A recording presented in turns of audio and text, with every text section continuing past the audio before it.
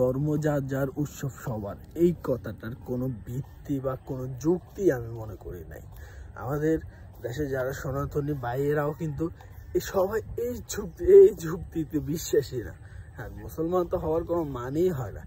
আপনি দেখা গেছে ওনাদের পূজাতে ওনারা করব, আনন্দ করব, যা খুশি তা করব, ওনাদের ধর্মে যা আছে ওইটা ওনাদের একান্ত ব্যক্তিগত ব্যাপার, ঠিক আছে। ওইটাতে আপনি যাই কেন, আপনি যাই শুভেচ্ছা জানাইতে হইব, মানে আপনি বলতেছেন ধর্ম যার যার, উৎসব সবাই। তো আপনার যখন শবে বরাতের রজনীতে যখন মানুষ ইবাদত করে, তখনই কোনো সনাতনী ধর্মাবলম্বী আইসা সেখানে কোনো আপনার সাথে কি তারা শরিক হয়? আপনার রোজার ঈদে, কোরবানির ঈদে, কোনো ঈদে কি তারা এসে নামাজ পড়ে? তারা কি আপনার গরুর গোস্ত খায়?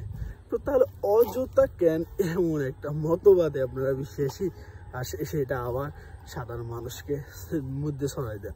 আর একটা দলরে পছন্দ করি বলতে ভালো লাগে এতটুকু, তো এই দলের একটা দলরে ভালো লাগে তার মানে এমনটা না যে তাদের সব অপকর্ম ভালো লাগবে। এরা টুপি দাড়ি পাঞ্জাবি লাগাইয়া পূজা মণ্ডপে যায়, তারা শুভেচ্ছা জানায়। কেন ভাই, তোমার শুভেচ্ছা জানাইতে মন চাইলে তুমি দাড়ি ফালাই দাও, টুপি লাগাইও না, পাঞ্জাবি লাগাইও না। এইটা দেখে তো মানুষ ট্রোল করতে পারে, বলতে পারে আবার তোমরা ওইখানে যে শুভেচ্ছা জানাইতে হবে এমন কোন কথা আছে?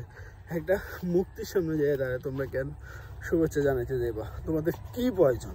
তোমরা আবার দলের নাম ব্যবহার কইরা, ইসলামিক দলের নাম ব্যবহার কইরা, ইসলামের লেবাস ব্যবহার কইরা, পাঞ্জাবি টুপি পইরা, তো এইসব ফাইজলামি বাদ দিয়া মানে যে যার যার যে ধর্ম, যার যার যে উৎসব, তাদেরকে পালন করতে দাও। এসব বাড়াবাড়ি, অতিরিক্ত বাড়াবাড়ি ভালো না।